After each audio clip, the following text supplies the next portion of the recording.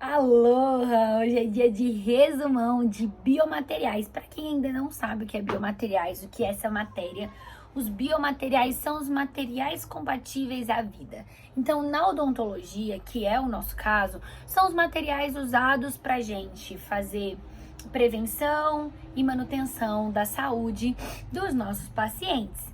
Então, material de moldagem, resina, tudo que vai ali na boca é chamado de biomateriais, porque são os materiais mais compatíveis com o que a gente já tem aqui dentro, tanto em questão de temperatura, como que vai se comportar em relação à pressão, como que esse material vai se comportar com ácidos e reagentes que existem aí dentro da nossa boca, na saliva, com os alimentos, com calor, com cisalhamento, que é o ranger dos dentes. Então, todos esses materiais, eles precisam se comportar de uma maneira que ele pareça o mais próximo possível de tudo que já existe dentro da nossa boca e que se comporte um pouco parecido, ou o máximo possível parecido, né, com tudo que acontece dentro da nossa boca. E não existe um material, infelizmente, não existe um material perfeito que se comporta da melhor maneira possível dentro dessa diversidade de coisas que acontecem dentro da nossa cavidade bucal. Então hoje nós temos diferentes tipos de materiais que vão se comportar de certa maneira, e aí nós como profissionais vamos entender em que momento que cada um deles será o ideal para a cavidade bucal daquele paciente, para a gente usar o que se adequa melhor. E aí os biomateriais, eles são divididos em físico e mecânico. A física são os biomateriais que vão ter alterações em relação à expansão, contração, condutibilidade térmica, onde ele pode ser tanto isolante quanto condutor de temperatura, cor, viscosidade, escoamento. E aí eu vou passar com vocês cada um desses explicando que propriedades são essas. E dentro da mecânica, a gente tem alterações que podem acontecer com o biomaterial, a depender da força, pode ser tração, compressão, cisalhamento e tensão. Então vamos começar pela mecânica, que é o que tem menos variáveis.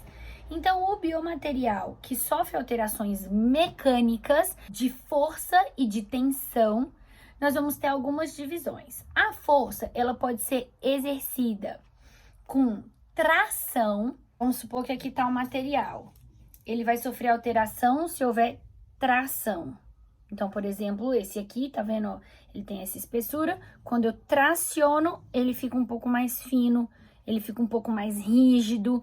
Então, dentro dos biomateriais, o material que sofre tração, ele vai ter alguma alteração.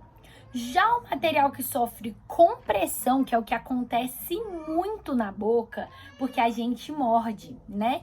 Então, principalmente quando a gente tem coisas aqui na oclusal, chiclete, qualquer tipo de alimento, qualquer coisa que a gente queira rasgar. Quando a gente faz compressão, quando a gente aperta, esse material pode sofrer alguma alteração. E a gente também tem o cisalhamento. O que seria esse cisalhamento? É, por exemplo, quando a gente range os dentes. É esse movimento aqui, ó. É esse movimento aqui, ó. Onde tem uma certa pressão e movimento de vai e vem, sabe? Então, com o cisalhamento, o biomaterial, ele também pode sofrer alteração. Então, quando a gente vai fazer uma restauração, por exemplo, a gente tem que levar muito em consideração um material que seja resistente à compressão e ao cisalhamento, porque senão o material não vai servir, não vai se adaptar à cavidade bucal. Essa parte da mecânica, nós também temos a tensão além da força, e essa tensão é a resposta interna do material. E aí vamos para a parte física dos biomateriais, que aí tem bem mais coisas. A parte física nós vamos dividir em 4: reológicas, térmicas, elétricas e ópticas. Dentro das propriedades reológicas, nós temos a propriedade que é a viscosidade. O material viscoso, ele é aquele que ele não escoa com tanta facilidade, mas ele escoa, como por exemplo o mel. E escoa, se a gente pega um pote de mel e vira de cabeça para baixo, ele vai descendo ali lentamente, mas ele é viscoso. Ele não é fluido, ele não é tão líquido, ele não se espalha com tanta facilidade, mas ainda assim ele escoa. Já o material fluido não, ele tem muita capacidade de escoar. Então vamos botar um exemplo, a água, né? Se a gente coloca a água para escorrer, ela escorre no exato momento, ela não tem nenhuma resistência. Então, muitas vezes, por exemplo, pegar um material e fazer uma moldagem, ele não pode ser muito fluido, ele tem que ter uma certa viscosidade, né? Para que eu possa colocar, ele fica e depois de um tempo ele vai ficar rígido a ponto de que quando eu tire esteja ali a marca de todos os dentes que eu queria tirar o molde. Nós também temos a propriedade chamada tixotropia, propriedade do material de escoar quando há pressão. Então, quando é feito pressão, esse material escoa. Por exemplo, pasta de dente, né? Quando a gente aperta ele no tubinho, ele vai sair. Então, é a tixotropia. Já a pseudoplastia é a capacidade que o material tem de escoar se ele vibrar. Então, por exemplo, o gesso, às vezes ele já tá bem rígido. E aí a gente tá lá fazendo a parte do molde, né? A gente tira o molde, depois vem com gesso dentro. E aí, esse gesso fica duro. Se a gente levar ele no vibrador de gesso, dentro das clínicas nós temos esse aparelho, a gente levar ele no vibrador de gesso, ele vai ficar liquidozinho e vai escoar. Então, pseudoplastia é a capacidade do material de escoar quando há vibração. Essas foram as propriedades reológicas. Agora vamos para as propriedades térmicas. As propriedades térmicas a gente já entendeu que tem a ver com temperatura. Então nós temos o calor específico, que é a capacidade da propriedade ali do material de absorver calor. Temos a condutibilidade térmica, que nada mais é do que o material conduzir temperatura. A gente usa luvas de silicone para poder pegar formas quentes e não queimar a mão. Mas o metal, por exemplo, ele é um bom condutor térmico. Ele conduz a temperatura. Então, se a gente levar uma coisa dessas ao forno e botar a mão, a gente vai queimar a nossa mão, porque ele conduz o calor. Assim como as restaurações de amálgama, por exemplo, que são de metal e que conduzem calor. Já a difusão térmica é quando a temperatura vai mudar de acordo com o tempo. Então, vamos supor que algo fique muito tempo exposto. E aí, por isso, aumenta a temperatura. E a expansão térmica é quando um material ele muda a sua dimensão de acordo com a temperatura. Expandir com calor e contrair com frio, por exemplo. As propriedades elétricas são propriedades de corrosão química e eletroquímica e de corrosão galvânica.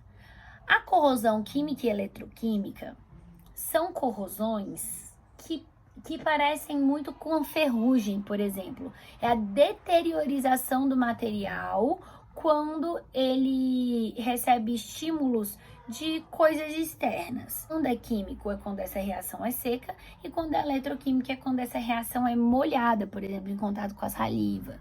Já a corrosão galvânica é quando o material sofre deteriorização em contato com outro material ou em contato com ele mesmo. Por exemplo, nós temos duas restaurações de amálgama, uma em cima e uma embaixo.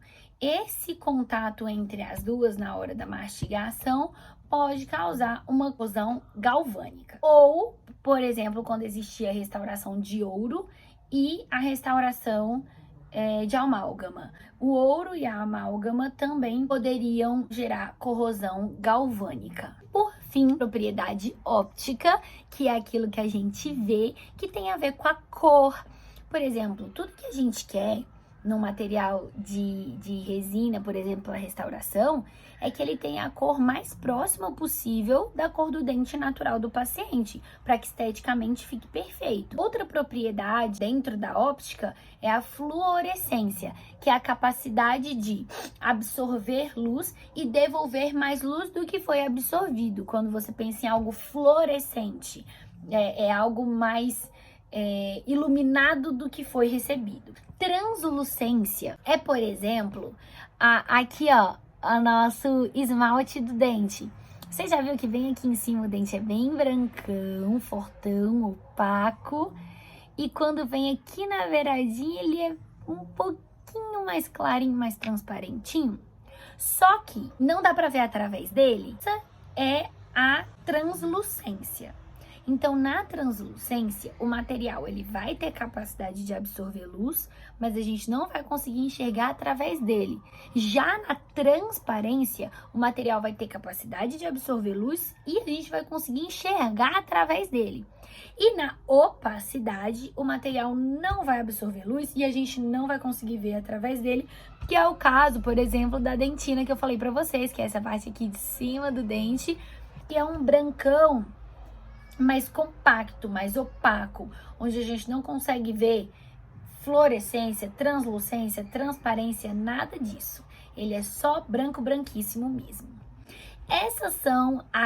Esse aí é o básico para a gente começar a entender os biomateriais. É claro que nós vamos nos aprofundar, indo entender qual material é para o quê, qual é o tempo de presa de cada material, qual é o processo de cada material, mas por enquanto, para a gente começar entendendo as propriedades, a gente já consegue entender mais ou menos como que a gente vai trabalhar quando a gente conhecer melhor os materiais. Eu espero que tenha ajudado vocês a entender um pouco mais sobre biomateriais. Espero que ajude vocês a fazer prova. Um beijo, até o próximo.